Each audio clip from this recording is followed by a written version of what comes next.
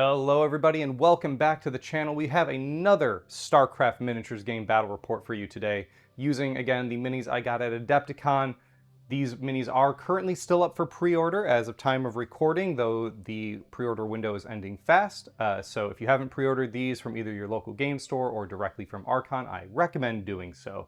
And as you can see, we've got the third faction that didn't make it into the last video. Today will be a Zerg versus Protoss 1,000 minerals skirmish battle. Let's go over the lists and let's go over the battlefield and let's get started. First, we're going to look at the Zerg. This is 1,000 minerals worth of Zerg. It's a lot more minis than either of the other factions we have so far, just because Zerglings have a lot of minis in their units, but it's still only 5 units. So first of all, we have taken the Zerg Swarm. This is the generic faction for Zerg, as opposed to Kerrigan's Swarm, which is the more specific one that has its elite unit, the Kerrigan Raptors. So this is going to kind of represent your generic Zerg army. We've also taken Accelerating Creep as our creep type. It's the only one currently available to the Zerg Swarm. We have taken the Roach Warren, the Hydralisk Den, and the Hatchery as our cards. As for units, we have 2 units of Zerglings, you can see here. Now, I have mixed in some Raptors with their wings. I just don't have units specifically for 24 Zerglings. These are my Kerrigan Raptors that'll be mixed in here. Once I get the rest of my set and get everything painted up to match, I'll have more than enough to make this work, but for now, bear with it just a little bit. We also have 3 Roaches. Now these have taken Burrow Ambush. We also have a unit of 4 Hydralisks. These have also taken Burrow Ambush. And finally, we have the Queen.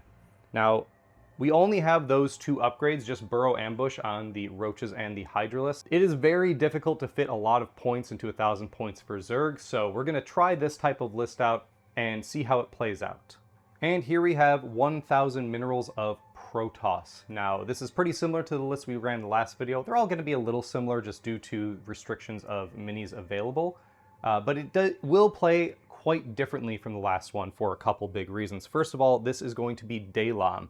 So this is kind of the more generic faction for Protoss. Just like the Zerg Swarm, this is the one that doesn't have the pylon, doesn't have the specific elite unit available to it. For tactical cards, we've taken Warp Prism, Observer, and Forge. And then for units, we have a unit of 2 Stalkers, upgraded to have the second model in there. We've taken 2 units of Zealots, both with late enhancements, and one of them will have My Life for Ire. We'll demarcate which one has the extra upgrade. We've also taken 4 Adepts with the Resonating Glaive upgrade, and we've taken Sentries with the Hallucination upgrade. The Stalkers have also taken Path of Shadows because I'm pretty sure you just always want to take Path of Shadows. It's just really so good. And here we have our map and mission. Let's go over it real quick. We are playing the Frontier map today. So here is an interesting one. We're going to have split deployment for each faction. Zerg has decided to be red faction today, so they will be deploying both from the bottom of the screen here and from the top of the screen here. And Protoss will be blue, so they will be deploying from this side over here, as well as this side over here. That means Objective 1 down here in this corner will be Affinity for the Zerg, as for this mission they do start activated. And Objective 2 up here will be Affinity for the Protoss, with Objective 5 in the middle being Affinity for nobody, or rather neutral. This does mean there are some extremely close angles for charging early on from basically all directions. So with both factions here having really strong melee units and very strong short-range shooting, let's see how it plays out for them. And our mission today is Front Lines. Now, all mission markers start activated as noted. You gain VPs equal to enemy supply destroyed in each round, so that is pretty standard for all missions. And then starting from the second round, you gain a VP for each controlled mission marker, and you gain an additional 2 VPs for a marker if you gained control of it from the opponent this round, which means stealing a token effectively gives you 3 VP for that round. As usual, there's a special winning condition. If you are leading by 8+ VPs at the end of a round, you automatically win, a bit of a slaughter rule. In this mission, if you do steal a bunch very quickly, that can potentially happen. So we're going to have to see how this one plays out. It is worth noting that this is a slightly longer game. This one is 5 game rounds, though you do only start with 3 supply on the table, so it's going to be a little light to start and things will trickle in over the course of the game. This will be a little difficult for Protoss specifically because most of their units are 2 supply. These Stalkers and both units of Zealots are 2 supply. And for the Zerg, everything's 1 except the Hydras, which are 3 supply. So it'll be very interesting to see how to bring those on. We will want to see how supply works out for both factions here.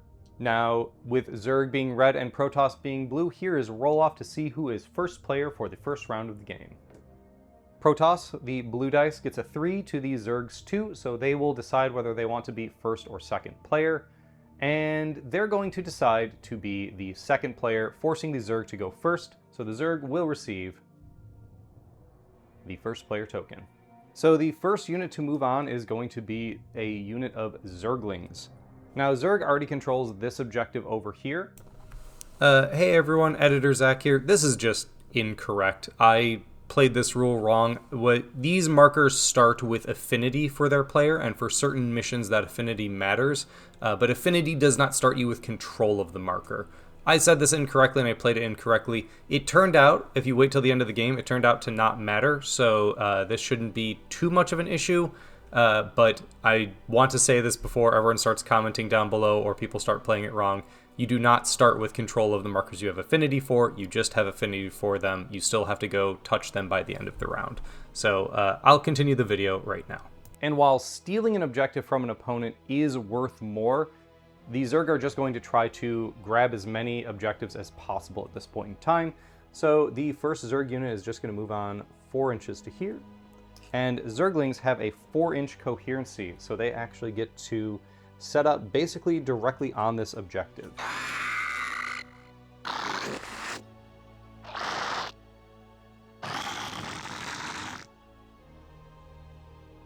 They will come on towards this objective and simply be done. Now these Zerglings are contesting objective 2 up here in the corner. Let's see how long they can hold that. If they do have it at the end of the round and the Protoss don't come in and try to take it away from them, it will go under the Zerg's control and will start racking up points immediately starting next turn. Now, just like any good early game ZVP, Zerglings will be met by Zealots. They will walk on 4 to here and set up 3 in front of the leading model. This will be basically an auto charge for whoever makes the first charge action. Now, these Zealots do have the leg upgrade, but given how close these units are already, unless the Zerglings manage to run away in the first round, there's really no reason to burn the psi energy on that just yet. So the Zealots will simply be done. Now the Zerg get to bring in another unit, and they're going to go ahead and bring on the Queen up here at the top of the map as well. She only moves 4, so she's just going to be right behind these Zerglings. Now the Queen's going to do a couple things. First, she's going to use Spawn Creep Tumor.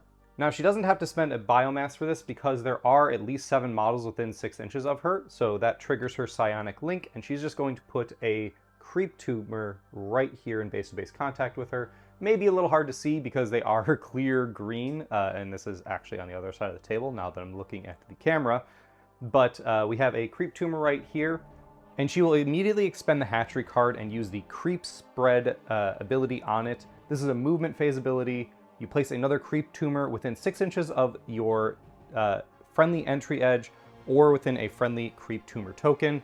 So just going to, within 6 inches, place another Creep Tumor right about here, starting the creep line moving along this side of the board and towards the middle, which is where the uncontested objective is. Now the Protoss only have 1 more supply to bring in, as there's max 3 for this round and the Zealots are 2. So they're going to bring in a unit of Adepts over on this side. Adepts move a little faster, they are move 5. Glory to and they're going to move this way to try to be a little closer to the middle objective. And they're going to burn the Warp Prism card right now for the phase ability. The active unit resolves the place 3 effect. So actually, they're going to move a little further to just teleport forward 3, and then place 3 with these other Adepts, meaning that they are now within run distance of this objective. Now the Adepts are going to burn the Observer card as well, and they're going to place their Shade token right about over here. Now, It shall be done. this might not look like it's doing much, especially since they want to get onto Objective 5 anyway. However, there is a chance that the Zerglings the other unit of Zerglings kind of sweep in from this side of the board, and they're going to use the Shade for its psionic presence, which will give them precision 1 against anything that comes that way, and they're already quite good at shredding light units. So this is just a little bit of protection against a possible threat if one happens to come their way. And with that, they will be done. Now, the Zerglings are going to come onto the board as expected, but they are going to come on from the bottom of the board over here. The first model is going to come in 4 from this edge, and the second model is going to pop up 4 inches forward. And then we're going to continue placing the rest of the unit.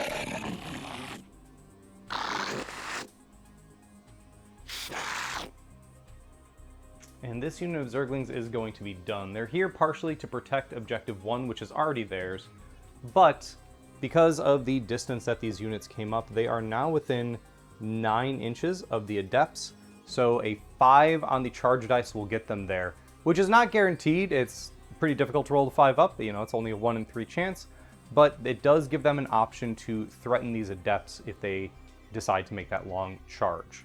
At this point, the Protoss player will pass, and the Zerg player will also pass. So, since the Protoss player passed first, they gain the first player token going into the Salt phase. Now, I saw a number of people in the comments of the last video talking about how Zealots didn't feel like they did much, so this unit of Zealots is just going to charge this unit of Zerglings and try to do their best.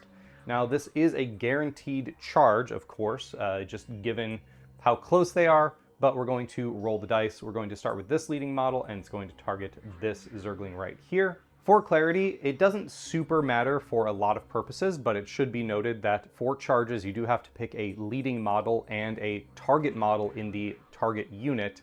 And at the end of the charge, the leading model has to reach within 1 inch the target model you selected. So this does make charges a little bit more precise. For the most part, you're always just going to choose the 2 that are closest together. So that's what we're doing here. They roll a 5, so they're going to be moving a blistering 9 inches, which they definitely don't need, but they will move in here to help protect Objective 2. I long for combat. Now, the Zealots do get devastating charge impact hits, and I should have noted that this is the unit that took my life for ire, so they are going to resolve 1 extra impact hit. These are normally impact 3 for a 4+, so they are impact 4, meaning this unit of 3 is going to roll a whole 12 dice just amongst themselves on the impact. With a super hot roll, they could kill this unit outright, but it is pretty unlikely. So let's see how many 4+s they get. That is a pretty hot roll. That is 8 hits against the Zerglings. And the Zerglings only have a 6+ armor save, so let's see how much damage they take. That would be a pretty good roll if they had armor 5+, but unfortunately there's only 1 6+ here, and they will take 7 wounds, losing 7 of these Zerglings off the bat. However, the Queen is going to use the Hydralisk Den card and react with Transfusion, reducing that incoming damage by 2, and only losing 5 Zerglings instead of 7. A pretty good charge for the Zealots. Now, this unit of Zerglings is going to go next. They're going to try to make this long bomb charge against the Adepts.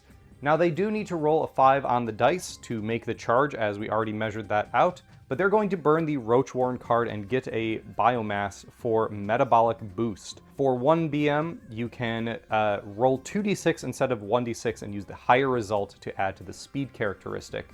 So I'm going to roll both d6s here, and as long as one of them is a 5+, these Zerglings will get in against the Adepts, which can be very scary. A 1 and a 2, neither one of those will do it, and the Zerglings will just stay there. The Adepts' weapons are only range 8, so while there is nobody in range here and nobody in range there, they're simply going to take the run action, run through this tall grass here, removing it, and get on this objective. The Templar, march. Claiming it at the end of the round. Not yet, though. Now here the Zerg has a choice. They can either pass now, allowing them to go first and fight with these Zerglings before the Zealots tear them to shreds, or they can activate the Queen, and the Queen can go for a charge and join the Zerglings in this fight. Now, the Queen's going to choose to charge here, not only because it's slightly more interesting, but also because the devastating wounds on the charge will hopefully deal some damage and keep the squad alive. So she's going to charge in.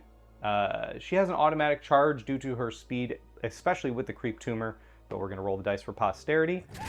Getting a 3, and she's going to charge into this zealot.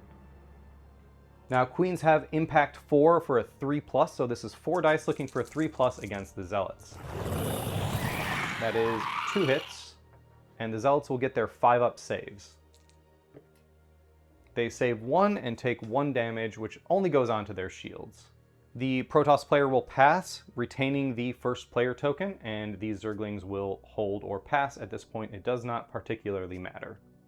Now we've got a bit of a cluster over here. The objective is underneath this Zealot, which means the Queen is not close enough to contest, and so the Zealots will retain control of it at the end of the round unless they're reduced to 1 or less supply, which would be pretty difficult right now, but we can see how the dice go.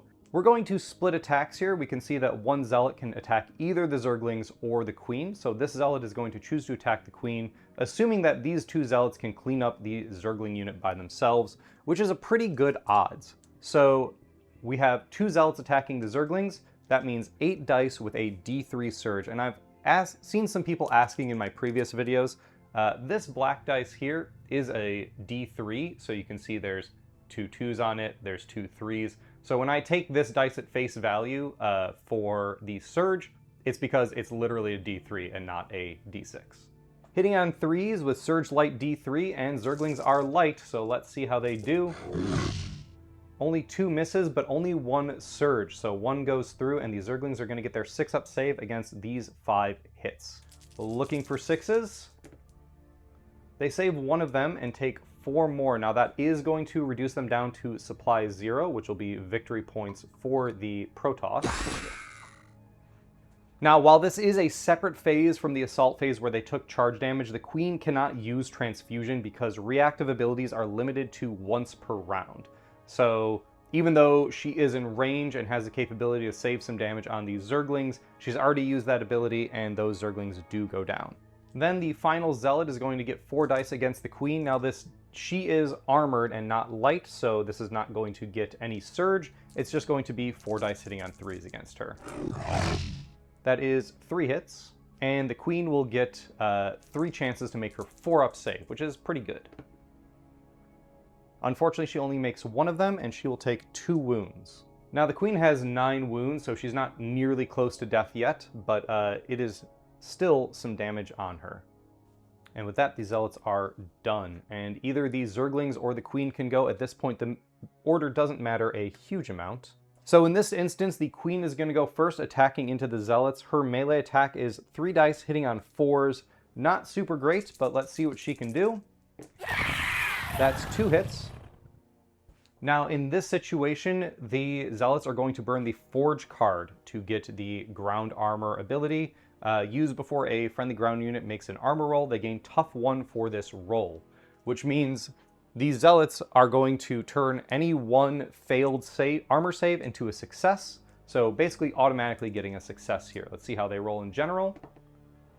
They fail both of them, but this one becomes a success due to that tough, and they will just take 1 more point of damage. Finally, there's only 3 Zerglings left in this unit. They are 2 dice each hitting on 4s. Now these are Surge Light D3, so they will get their Surge dice and see what they can do to the Zealots.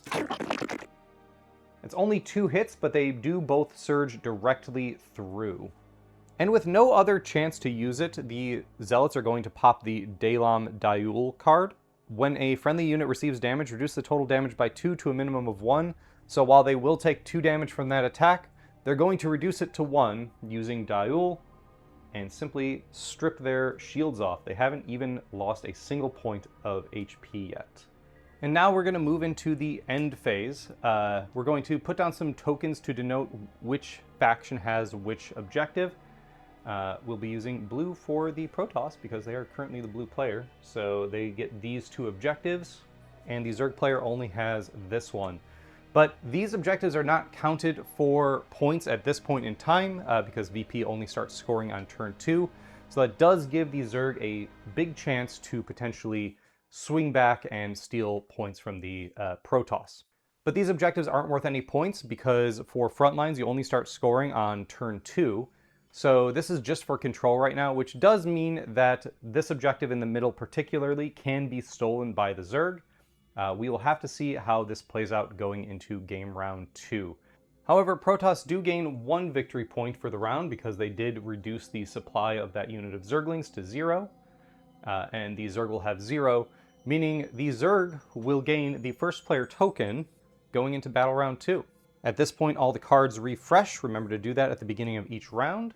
Last round, Protoss did end up going through all their cards while Zerg went through 3 of their 4. Not sure if that burrow maybe could have saved these Zergling units, perhaps knowing that they were going to get charged, they could have gotten the evade saves from being burrowed. But that's a situation we'll just have to live and learn. Also, at the end of the round, the Shade token disappears, but the Creep Tumors do stay on the board. Now, the Zerg are going to go first, but they are in a bit of a awkward position, notably because they have 2 supply available to them, with the Zerglings being reduced down to 1 and gaining 1 supply at the start of the round. They have 2 supply available, however, Roaches to bring on are only 1 supply, and the unit of 4 Hydralisks are 3 supply. So at this point, they can either only bring on the Roaches and not have the Hydralisks available for yet another turn, which is one of their stronger units, or they can wait and guarantee have the Hydralisks available next turn. At this point, though, they are just going to start with the most obvious choice they have, which is bringing these Zerglings towards the middle. So the leading model is going to move 4, and then the next models are going to be placed up within 4 inches of them, thanks to their 4-inch horizontal coherency.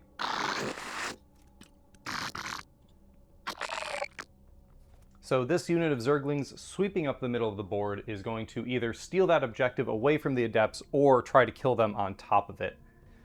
The Protoss here are going to try to be as tricky as possible, and what they're going to do is burn their Daylon card. Once per game, place a faction indicator anywhere on the battlefield. All friendly Protoss units within 6 inches of the faction indicator are moved and placed in reserves. Now, it's going to be the Adept's activation, and while they're going to activate, they are going to simply place the faction token right here and pull the Adepts themselves right off the board. And while this might seem like the Protoss have just taken away one of their options, it does mean now they have 2 supply to bring on the board, which means they can either bring on both Stalkers or the other unit of Zealots, giving them a lot of tactical flexibility. Mass Recall is not necessarily the strongest ability in the game, but in situations like this, it is very, very powerful. Now the Zerg player, seeing this level of trickery come around, is simply going to bring their Roaches on. However, the Roaches have the Burrow Ambush upgrade. So these units are, instead of deploying from reserves, simply placing 18 from the controlling player's entry edge. Now, as this is a skirmish-sized board, 18 from either entry edge is basically most of the board because they have both a deployment over here and over here. So these Roaches basically get to pop up wherever they like, and these ones are going to pop up right here in the middle of the board on top of Objective 5 and do their best to control it. Now, this is passive and doesn't require a biomass to use, so that is going to be their activation. However, they're going to use the Zerg Swarm card. Now, the Zerg Swarm card has the rapid burrowing ability. Select 1 friendly unengaged ground unit on the battlefield. That unit gains the burrowed status even if it has already been activated. And they're going to choose to burrow this unit of Zergling, keeping them relatively safe from anything that's going to come out at them. That does mean those Zerglings can only take the move, hold, or disengage action without becoming unburrowed, but Zerg does have the Roach Warren card available to them, which says, Nasty Surprise, the active ground unit loses the burrowed status. Continuing on from the Roach's activation, they're also going to burn the Hatchery card and use the Lion Weight. Now, most Zerg, if not all Zerg at the moment, have the ability to burrow for 2 biomass, but the Hatchery card allows them to burrow for just 1 biomass, effectively, because it's a 1 biomass card, and they will also burrow. Since they are burrowed, they cannot control this objective just yet, but they do have the option to pop out in the assault phase by taking the hold action, or by using the Roach Warren card for Nasty Surprise in order to pop up and be on that objective. But this is going to keep both these units in the middle of the board safe. They looked at the Protoss taking their silly teleporting tricks, and they decided to do some tricks of their own. Now this puts the Protoss in a bit of a funny position. They do have 2 supply available thanks to that earlier mass recall, so they can either bring on the other unit of Zealots or the unit of Stalkers. The Stalkers are going to be a little bit better at killing these roaches, but they are burrowed, and the Zealots are going to be a little bit better at killing these Zerglings, but again, they are burrowed. No matter what comes on, Objective 5 is going to be a very dicey piece of control.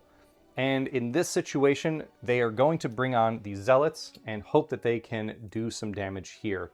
Now, Zealots only move 4, so they will pop on right here. They will go ahead and burn the Observer card to use their leg enhancement. Now, both units of Zealots, again, have the leg enhancement, so both units can do this extra move if they so desire, but this unit of Zealots does not have My Life for Ire, so they're just doing regular impact hits instead of the boosted one on the other side of the board. This unit of Zealots is 7 inches away from the roaches, so they won't have a guaranteed charge into the roaches, but they do have effectively a guaranteed charge here into the Zerglings.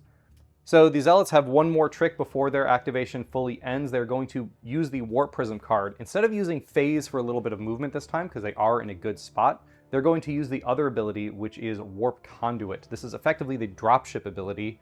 You place a faction indicator anywhere more than 10 inches away from enemy unit. So we're going to put it right here. Maybe a little hard to see. Let's readjust the camera. We're going to place this token right here, which is more than 10 inches away from that unit of Zerglings.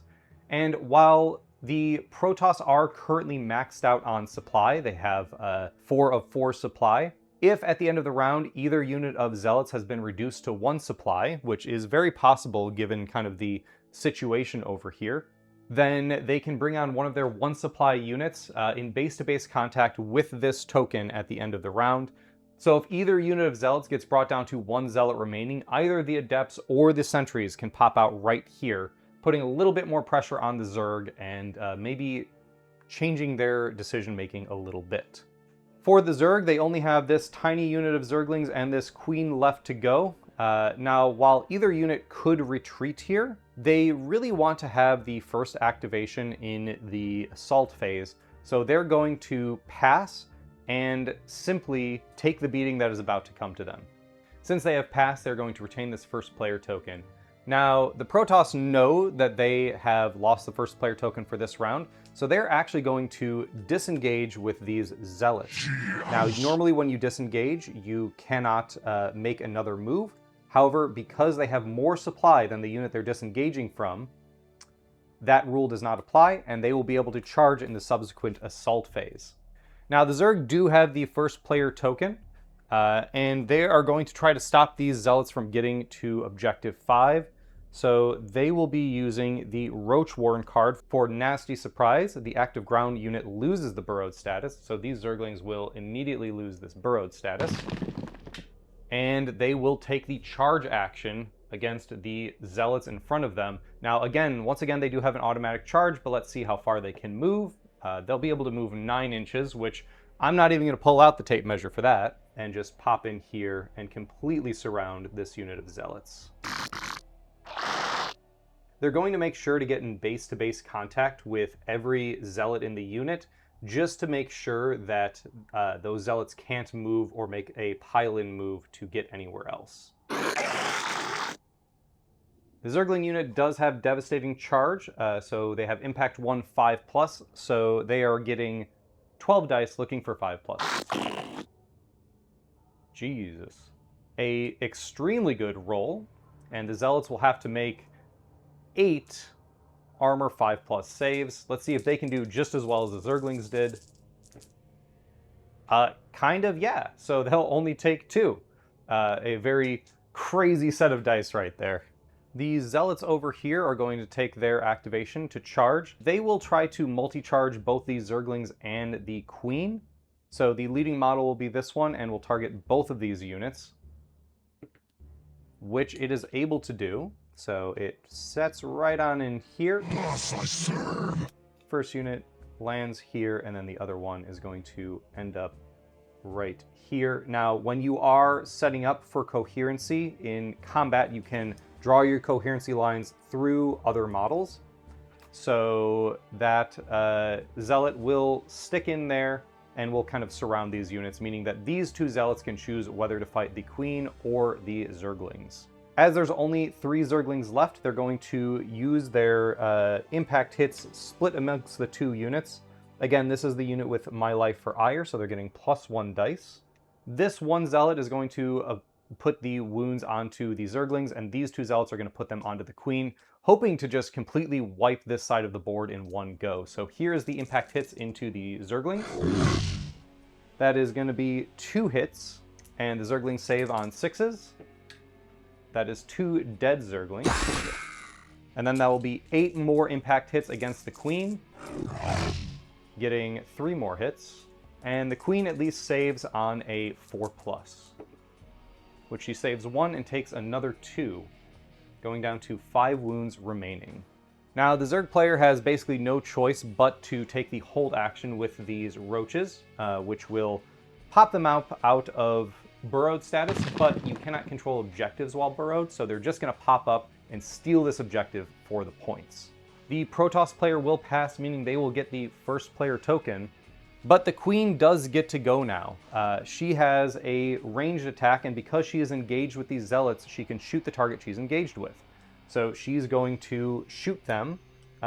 She has 4 dice hitting on 4+. This is D3 Surge Light, so it will surge against these zealots, and it is 2 damage each. She's also going to use the Hydralisk Den card.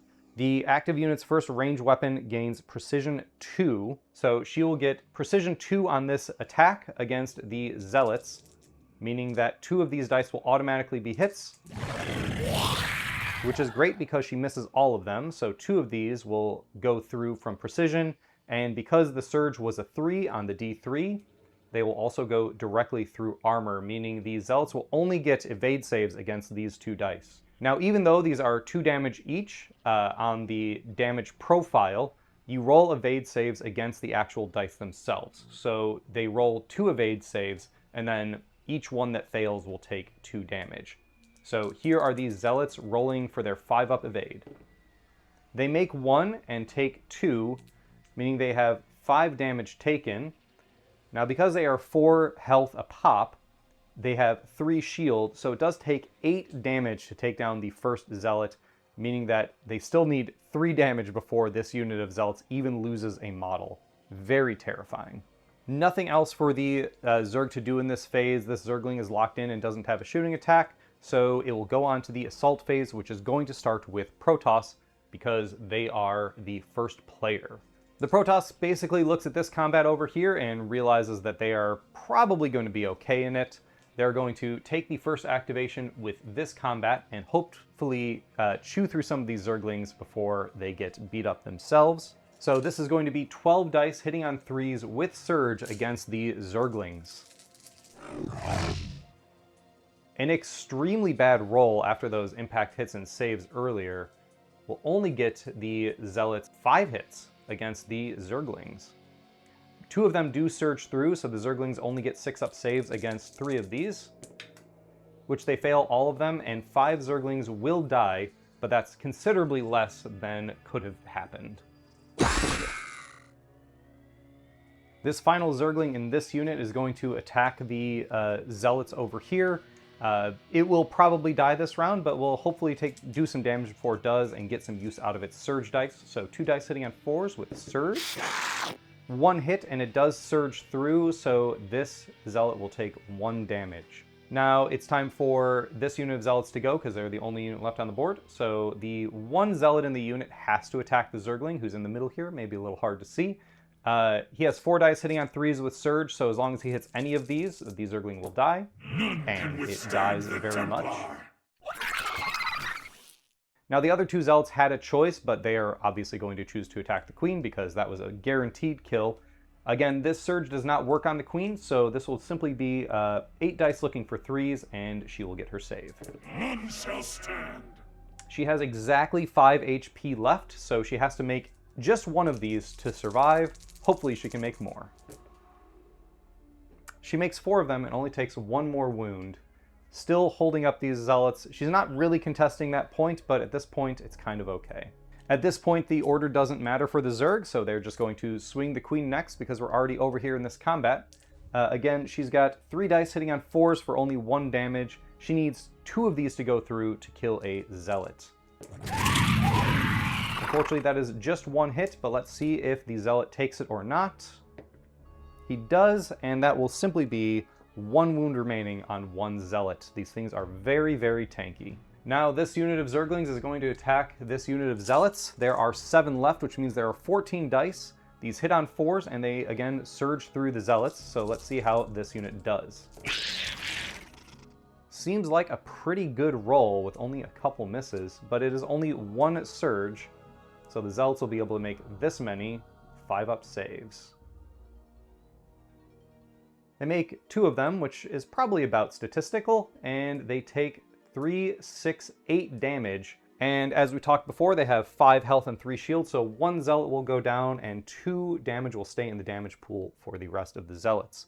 And that brings us to the end phase, or the scoring and cleanup phase. First thing you do, and this is the order this is done, so let's be a little bit more precise about it. First, you check mission marker control. Now, these Zealots are obviously still holding this one, but these roaches do steal this objective in the middle. Then we score victory points. So first let's calculate any kills that happen from supply. This unit of Zerglings was down to 0 supply and died, so they were not worth any extra victory points. The Zealots are still 2 supply because there's 2 of them left. And since there are 7 Zerglings left, this unit also didn't go down in supply. So actually, neither player gains any victory points from taking supply out this round. The Protoss player will get 1 victory point from this objective marker here. And the Zerg will actually get 4 because they stole this objective and they have this objective, which is a little off screen right now. But they will pick up 4, putting them 4-2, currently in the lead going into round 3, which means for the next round, the first player token will be for the Zerg. Now, since the Protoss didn't lose any supply, they aren't able to bring anybody in from this token down here at the bottom corner of the screen, so it'll just go away at the end of the round. This is also where we check for the end of game check. So even though Zerg are 2 ahead and are in the lead, they're not in the lead by enough to get that 8 victory point lead and end the game right now. So we will clean up and refresh and reset all these cards and come back for round 3. It is now turn 3, which means max supply is 5. Protoss have 4 on the board and Zerg only have 3 on the board, meaning Zerg can bring on 2 more supply worth of models, which again is not enough for the Hydralisks. So they're going to have to hunker down and do what they can with the current units they have on the board until next round where the Hydralisks can come in.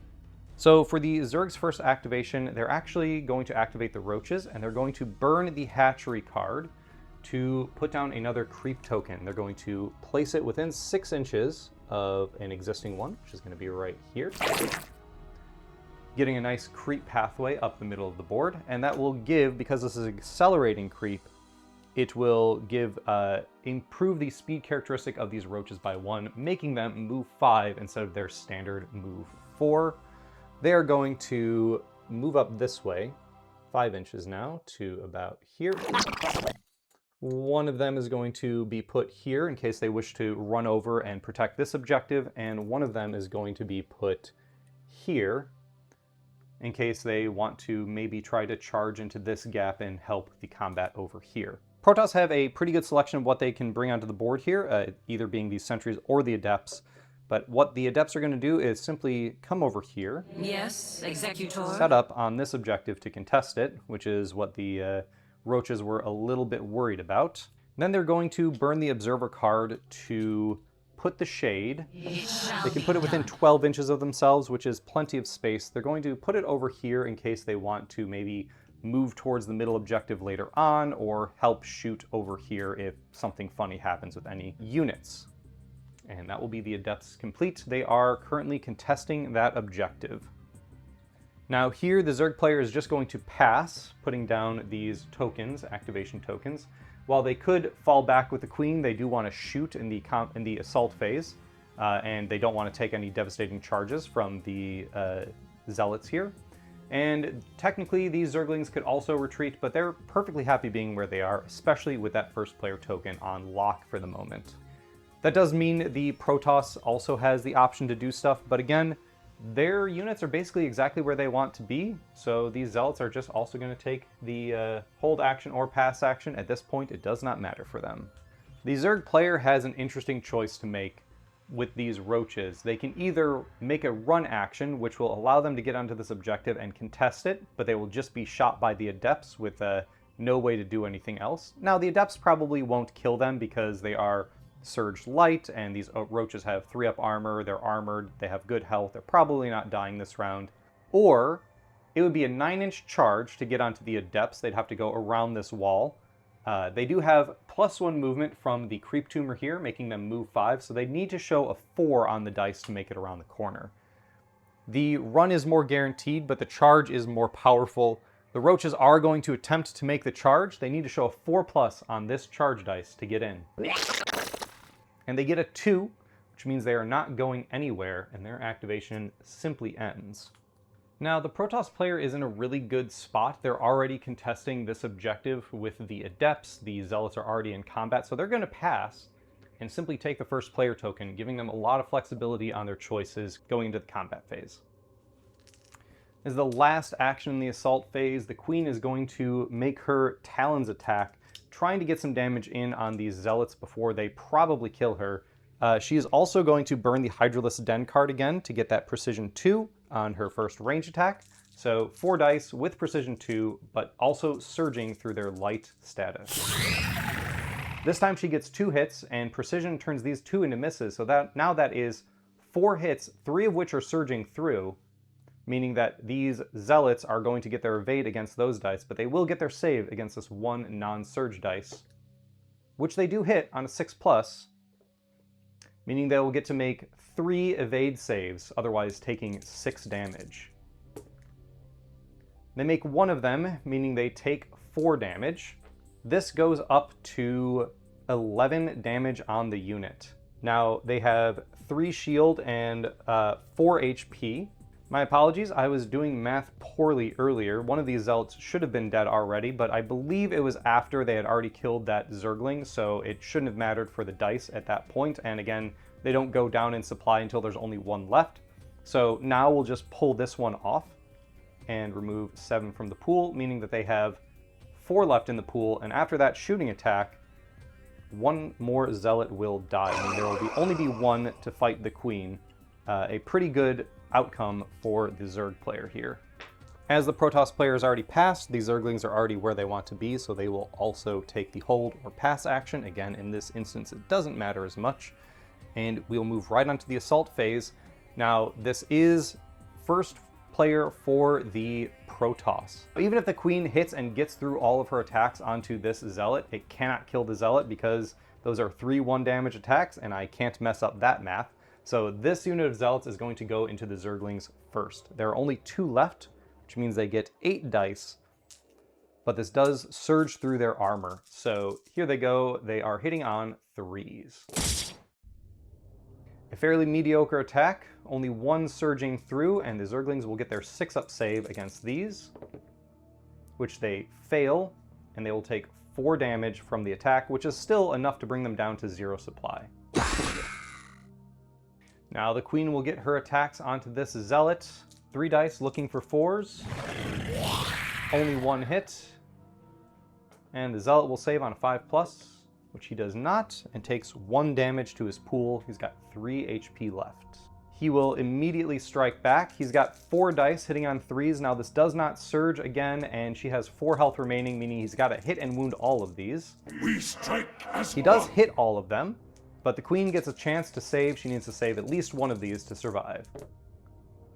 She saves 2, goes to 7 damage on her of her 9 HP. And I've double checked her HP to make sure I haven't messed it up again. That simply leaves these 3 Zerglings into these Zealots. Now that is 6 dice, but it does surge, hitting on 4s. A pretty good hit, surging 3 of the 4 hits. Now the Protoss player nearly forgot that we have the Forge available for us. They're going to burn the Forge before they make this defensive roll. And so the tough one means that whatever this dice is, it succeeded, but it would have succeeded anyway. So they're only going to take 3 damage. and they're going to use the Dalam Dayul card. When a friendly unit receives damage, reduce the total damage by 2 to a minimum of 1.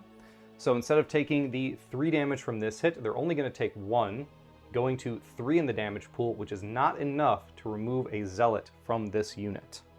And that brings us to the end of round 3. So first we check control of markers, which this unit of Adepts is going to steal this marker, a good swing for the Protoss.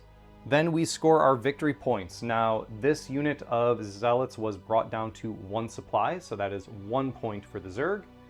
But this unit of Zerglings was brought down to 0 supply, so that is another point for the Protoss. The Protoss are going to score 1, 2, 3 points for this objective because they stole it this round, and 1 point over here, giving them another 4. And the Zerg are only going to score 1 victory point from the middle objective, which they've held the whole time this round, bringing them up to 6, meaning that the Protoss are only leading by 1 at this point. So a good swing for them, but not a complete game changer. Let's see what happens in round 4. Now, Zerg will have the first player token this round because they are currently the underdog. Now, in round 4, we can finally bring on the Hydralisks. 3 supply is a lot to bring onto the board in a skirmish game mode where you only have +1 supply every single turn. However, now they can finally come on and start to do some damage in these last couple of turns. But before they come on, these roaches are just going to swing around this way. They're still getting accelerating creep, so they're going to move 5 and just set up within 3 of the leading. These big bases does mean they have to kind of hug each other, even though coherency is 3 inches. That will put the roaches here on this objective. They're currently only contesting it, but the Adepts are not terribly good at killing roaches, and the roaches are probably considerably better at killing Adepts. And the roaches, before finishing their turn, are going to spend the hatchery card for lie in wait to give themselves the burrowed status, meaning that they cannot be targeted by anybody outside 4 inches, and they will gain evade rolls even if they can be targeted. Now, they can't do anything while they're burrowed except, again, disengage or move. But again, we do have that Roach Warren card waiting, and that will give them the opportunity to be sneaky. The Protoss have enough supply to bring on either their sentries or their stalkers, so they will have some choice here. But first, they are going to simply move their 5 inches towards this side of the board, hopefully moving towards the middle objective to help contest that. And then they will spend the Warp Prism card to put their shade down over here, giving anything that comes over here precision against these roaches. And now it's time for the really big burrow ambush. 18 inches is, again, basically the entire board. So this unit of Hydralisk is going to pop up right here in the middle of the board. Now they have coherency of 4 inches because they've got these big bases, and they will simply swarm this objective and hopefully keep it in the name of the swarm. These stalkers move 4, but they do have a horizontal coherency of 4 as well. The first one will be set up here, and the second one will pop up right here. And they're going to use the Observer card to make their blink action, or blink active ability rather. They're going to simply place here and here. This is going to get both of the stalkers within 4 inches of the roach unit. That will allow them to see them, even though they are currently burrowed. They will get, the roaches will get a evade roll, even though they can be seen, but they are going to be much more durable. But now the stalkers can shoot them. It's going to be an interesting position for both players. These Zerglings, when they take the hold action, they're going to use the Zerg Swarm card. And what they're going to do is use Rapid Burrowing to select a friendly unengaged ground Zerg unit on the battlefield and give it the burrowed status, meaning that these Hydralisks will gain the burrowed status. Meaning that even though they are not contesting this point, which is what they want to do now, they do still have the Roach Warren for Nasty Surprise to pop up and shoot. The Protoss has an option here. They can either, now these Zealots are still 2 supply, they can potentially fall back and still charge, but at this point, the Zerg has no reason to move anything else. So even if the Protoss moves one of their models right now, the Zerg will probably just pass in the next activation and keep the first player token, meaning that even though the Zealots fall back, they'll probably either be charged by these Zerglings or shot by these Hydralisks. So at this point, it actually behooves the Protoss to pass, leaving both Zealot units where they are and taking control of the first player token. The Zerg player will also pass. This queen is where she wants to be, so that is everybody for the movement phase. We'll move on to the assault phase. The Protoss player has the first turn token, which means they could shoot here against these roaches, but what they're going to do is shoot the Hydralisks with the Adepts. Now, the Adepts have to be in 4 inches to see them, which is only going to be the front 2, so only 2 guys are going to shoot. However, these have taken the Resonating Glaive upgrade, which means instead of being 2 shots each, they are 3 shots each, giving them 6 dice, and they are Surge Light, which the Hydralisks are light, and they hit on 3 pluses with Surge D3 plus 1. So pretty good chance to kill a Hydralisk even though they are burrowed and the whole unit isn't shooting at them. Let's see how they do. May your death be swift. That's 4 hits with 2 of them going through. 3 of them going through actually because it's D3 plus 1. So that's 3 surging directly through, and the Hydralisk get their 5-up save against this one, which they fail. And because they are burrowed, even though they can be shot, they will get evade rolls against all of these. So a 5-up evade roll. Now this is a 5-up, but the glaive cannon from the Adepts has anti-evade 1. So this is actually a 6-up evade roll. They need to make 1 of these to not lose a Hydralisk in the process. They make 1, which is 3 damage on the unit, just enough for the Hydras to survive. All right, the queen here is going to take a shot into the Zealot she's engaged with. She needs to get 2 of these through to get the kill. These are 2 damage a pop, and the Zealot has 3 HP remaining, meaning that she needs to get 2 hits on a 4+, and he needs to not make his armor and evade, depending on how Surge goes. She's actually going to use the Hydralisk Den. Even though the Hydralisks really want to use this card, it will help her more likely guarantee this kill as best she can. So 4 dice hitting on 4s with Precision 2. She only gets 1 hit, but Precision 2 makes 2 of these hits as well. And 2 of them will surge through, so the Zealot will get to save against this armor roll, which he succeeds at. And he needs to make 1 of these 5-up evades to not die to this shooting attack. He makes both of them on 6s, this Zealot surviving and being a hero against the Queen. A pretty devastating activation for the Zerg player. They were really hoping to kill that Zealot, but let's see if we can make it even worse by having these Stalkers shoot into these roaches. The Stalkers are 4 dice hitting on 3s. They have Armored Surge for D3, and the roaches are armored, so the Surge will go through. They also have the Adept token here, which is giving them Precision 1. So this will be 8 dice hitting on 3s, and changing 1 miss into a hit. With 3 misses, 1 of those comes back, and only 1 surges through, so the roaches will get 5 Armor 3+ saves, making 3 of them, and they will get 3 evasion rolls. The roaches have Evade 5+, so let's see how they do on this. They save 1 and take 2. Now, the Stalkers are 2 damage each on their weapon, and the roaches are 4 HP, so 2 times 2 is often 4, and 1 roach will go down.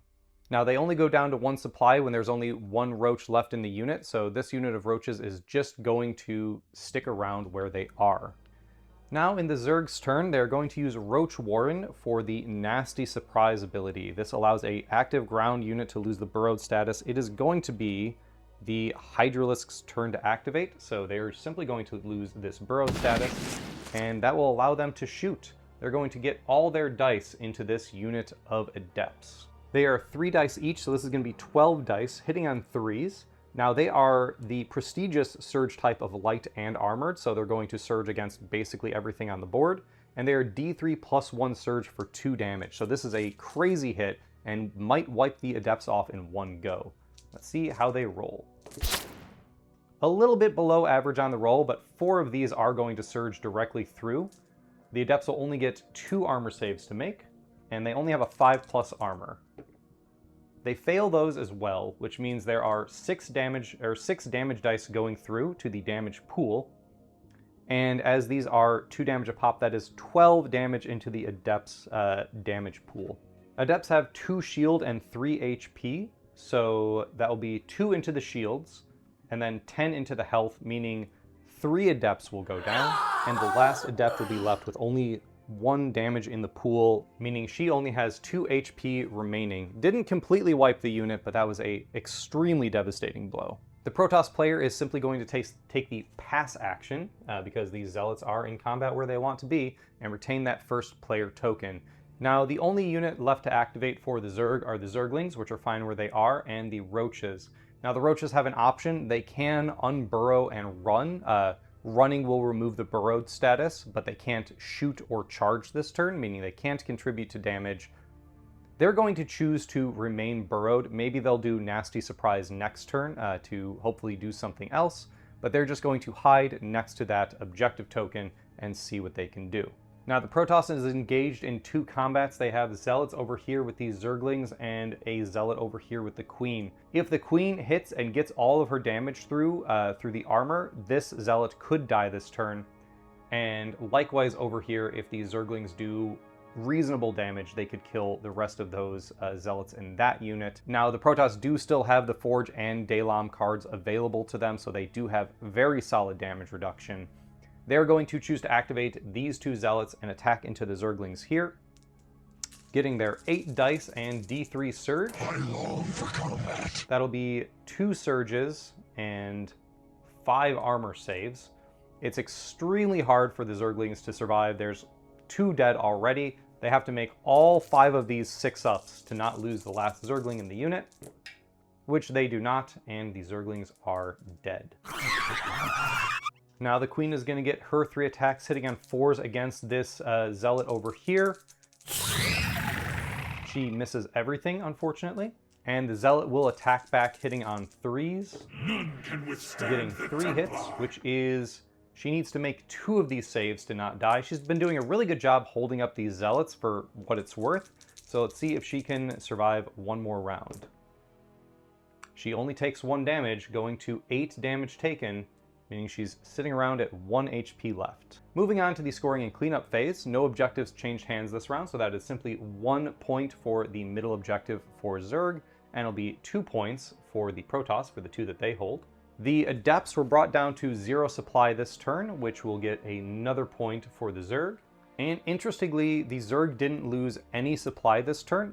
These Zerglings were already 0 supply, the Roaches are still 1 supply, and the Queen is still kicking around. So no points for the Protoss for purposes of killing anything, meaning that it is 9 for the Protoss and 8 for the Zerg going into the final round of the game. It's going to be very tricky for the Zerg to bring this back, but this unit of 4 Hydralisks is extremely good damage, and they have the capability to make a big swing. Let's see how they do. So the Zerg have the first player token, and they are going to go first with these Hydralisks. Now, the Hydras are just going to do a bit of a screening maneuver here by placing the first target here. They're not going to get in engagement range, because they can't in this phase, but they are going to try to block movement onto this objective while still getting everybody within range of these stalkers. The Zerg player is going to bring on the sentries over here, finally having enough supply to bring everybody onto the board. The Zerg player is simply going to make a hold action with these Roaches, or a move action to put them more on the point. They're basically where they want to be. They're going to remove the burrowed status and just kind of hope that they can hold out against the onslaught of these stalkers. Now the Zealots are going to show off some Protoss trickery. They're going to walk over here again, staying outside of engagement range of these Hydralisks. And then they are going to use the Warp Prism's phase card to be placed 3 on the other side of this wall and get within range of this token. They are still 2 supply, meaning that if these Hydras go down, then the Zealots will be there to pick up the objective. The Zerg player is going to pass, not doing anything with the Queen. The Queen is unfortunately not going to get onto this. Even if she retreated and moved onto it, that just gives the Zealot devastating damage on the charge to have a higher chance of killing her. So she's just going to stay there and hopefully kill the Zealot and maybe get an extra victory point for removing it. The Protoss player will hold with this final Zealot We'll hold with the Stalkers, and we'll hold with this Adept, but we'll use the Observer card to place the Shade once again over here, giving a little bit of precision to these units that are about to shoot into the Roaches. Now, if the Zerg player has any shot at winning, these Hydralisks need to kill these Stalkers over here. Again, this is 12 shots with D3 plus 1 piercing against everything on the board. They're going to use the Hydralisk Den card for missile attacks to get precision 2, hoping to get just a little bit of damage out. Now here I think it's important to talk about terrain. These Stalkers and the Hydralisks are near this wall here. This Stalker is within 1 inch of the wall, this one is not. This Hydralisk is within 1 inch of this wall, these Hydralisks are not. So visibility rules state that if a piece of terrain is the same size as a unit, it provides cover. However, the Stalkers are size 3, meaning that the Hydralisk can see them over this wall. Except this one is within 1 inch, so technically these 3 Hydralisks cannot see this Stalker because it's close enough to the wall that they're too small to see over it. It's a little bit of an abstraction, but because this Hydralisk is within 1 inch of this wall as well, because they are both within 1 inch of the same piece of terrain, it does not count for blocking between them. So in this case, because this Hydralisk is here next to this wall, all of these Hydras can see this unit of Stalkers, and because at least one model can see at least this Stalker, both of these Stalkers can be killed by their shooting attack. Now, in the future, we'll probably end up seeing some other cases where terrain will stop such a thing, but in this situation, all the Hydras can shoot both the Stalkers and kill them, potentially. We'll see how the dice go. Again, we are at 12 dice with Surge D3 plus 1 and Precision 2 thanks to the Hydralisk Den. Only 5 hits and 2 Surge, 1 plus the 1. We will get 2 more hits from Precision, meaning that we will have 2 of these Surge through and 4 saves from the Stalkers. They are saving on a 4+. 2 of them are stopped, but 3 of them go through. That is 5 through. They are 2 damage a pop because these are Hydralisks. These have 6 HP and they are 3 shields. So 10 damage means that one of the Stalkers goes down and one of them has 1 damage in its damage pool. A pretty big hit from the Hydralisks, but not enough to take the unit out entirely. Now, the Zealots do want to charge this unit of Hydralisks, but at this point it matters a lot less than trying to take out some of these Roaches. So the remaining Stalker is going to shoot into the Roach unit. This is 4 dice hitting on 3s with D3 Surge. However, there is Precision 1 thanks to the Adept's Shade over there. So that is 2 hits becoming 3 hits with Precision, and one of them will surge through. So the Roaches will get 2 3+ armor saves, which they make both, and they'll take 2 damage into their damage pool, keeping them alive. Now, the Roaches are kind of playing the long game here. They're going to have to make a charge into this Stalker instead of shooting. It's basically a guaranteed charge again, but we're going to roll the dice to see how far they can go. They're also looking to maybe block the movement of these sentries who might want to get on here and help contest the objective. So here's their charge roll. They'll get a 3. That'll give them plenty of move to get around here. Again, blocking off the sentries from being able to contest this point while staying outside of engagement range. Now these Roaches do have devastating charge, so we have 2 dice each, so 4 dice looking for 4 pluses, see if they can deal some damage to the Stalker. 2 hit, and the Stalker will save them on 4s as well, which it fails both and takes 2 more damage. This Adept is going to shoot into the Hydralisks, looking for 3s. All of them hit, and 1 surges through. The Hydras get a 5-up save. They save 1 of them, take 2 damage, which means 1 Hydralisk will go down. 1 more will be in the pool.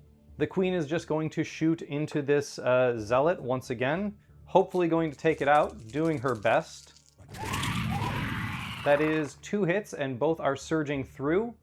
So the Zealot is just going to get evade rolls against these. And like the hero he is, he makes both, meaning that he will survive into the combat phase. Now, even though it's far from what they want to do, these sentries are going to charge into the Roaches. 3 plus their movement of 4 is going to be plenty to put them contesting that point and keeping the roaches from stealing it. No devastating charge from the unit of sentries. And I'm just remembering now that I purchased Hallucination and didn't use it on the shooting attack from the Hydras, which probably would have been the correct thing to do. Everyone, remember your upgrades and remember your abilities. It's very, very important. The Zerg is all done, so they will pass, retaining the first player token, and the Zealots will simply charge into the Hydralisks, getting a 4 plus their speed. It was always going to be plenty. They're going to charge right on in here into this Hydralisk. 6 dice for impact hits. Only 2 of them go through, so the Hydras will get 2 5-up saves.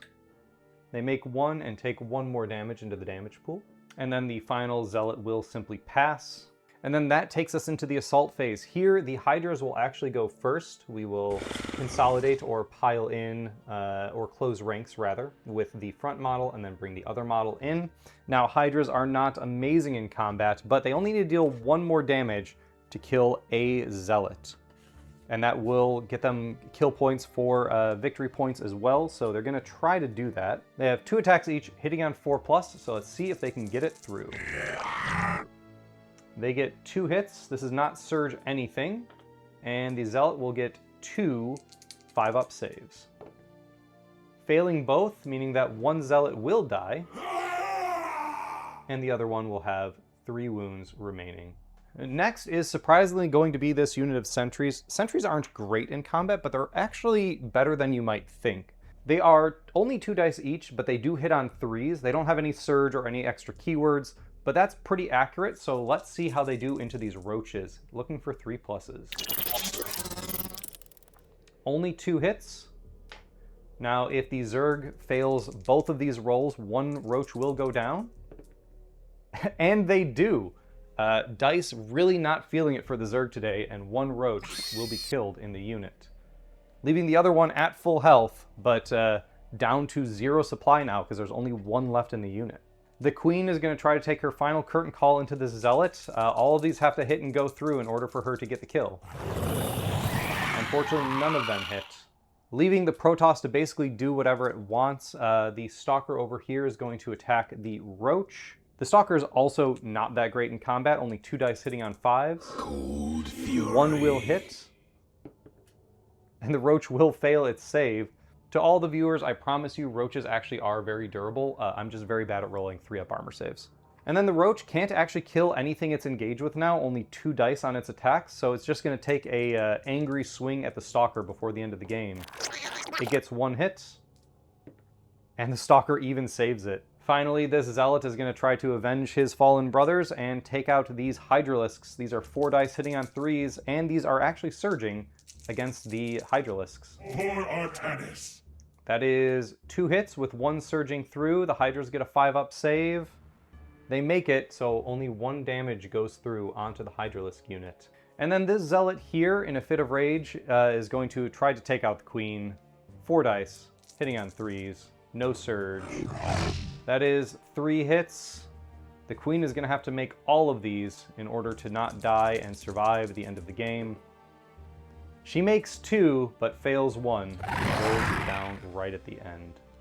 And with that, we move into the scoring and cleanup phase. No objectives changed hand this turn, so that will be 1 point for the Zerg for holding the middle objective, 2 points for the Protoss for holding the other 2 objectives. The Protoss did kill roaches down to 0 supply, and the Queen from 1 to 0, so they will go up to 13 points. And the Zerg did kill the Stalker down and the Zealot down, and they will go up to 11 points, meaning that Protoss win by 2. A very close, brutal game of Starcraft the Miniatures game, and our first ZVP on the books. I found that a pretty interesting game. I think the MVP for the Zerg were probably the Hydralisks, or at least it would have been if they had gotten on the board earlier. 3 supply seems to be very difficult to bring in a skirmish game where you're only getting +1 supply every turn. I either needed to bring them on the very first turn and just let them shoot from turn 1, or I needed to spend more time hoarding up supply and bringing them on earlier by not bringing other units on or letting my other units get killed. They did perform fairly well, even though they kind of whiffed their dice a little bit. They are a really devastating shooting unit, especially when you can give precision 2 to that big unit of 4 and just let them shred through stuff. They completely obliterated this unit of adepts. They blew up one stalker in a go. And honestly, they did okay in combat against the zealots, even though that's not really what they're there for. For Protoss, the MVP unit really were zealots. Both units tied up, they chewed up the Zerglings and spat them out. This one also killed a queen. This one threatened the Hydralisks and may have even contributed to killing them later on if the game had continued on for another couple rounds. Zealots are really powerful. I know in the last game, the PvT, they seem to just get completely obliterated by Marines, but Marines are just a really, really efficient unit in shooting, especially when they're shooting light targets.